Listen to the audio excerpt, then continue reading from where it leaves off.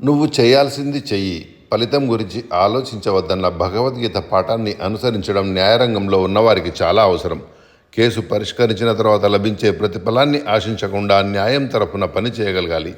Justice TS Thakur. కెరీర్లో ఈ పొరపాట్లు అసలు చేయవద్దు.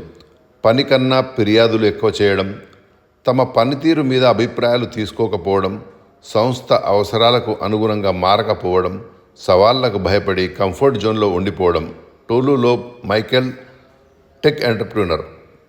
ఫిట్నెస్ అంటే వ్యాయామాలు ఒక్కటే కాదు.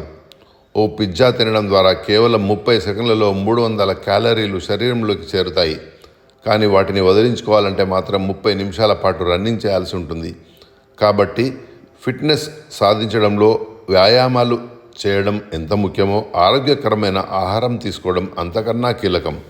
Chaas Chambers, fitness coach. భావోద్వేగాలను అదుపులో పెట్టుకోగలిగే వారికే తమ భవిష్యత్తుపై నియంత్రణ ఉంటుంది. ఉద్రేకాలకు లొంగిపోతే మన జీవితం పరిస్థితుల చేతుల్లోకి వెళ్తుంది. మనం చేసే ప్రతి పెద్ద తప్పు వెనుక భావోద్వేగాలను జయించలేని స్థితిలో తీసుకున్న తప్పుడు నిర్ణయం ఉంటుంది.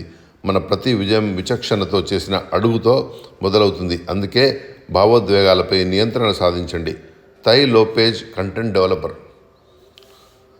తల్లిదండ్రుల దృష్టి తమ మీదే ఉండాలని పిల్లలు కోరుకుంటారు. వారి కళ్ళలోకి చూస్తూ వారి ముఖ కవలికలను చూడడానికి తప్పిస్తుంటారు. అమ్మ నాన్నలు లాలనగా మాట్లాడే మాటలు వారి ఎదుగుదలలో కీలక పాత్ర పోషిస్తాయి.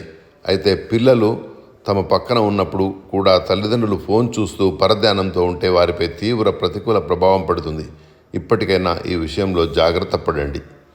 అమీ, పేరెంటింగ్ కోచ్.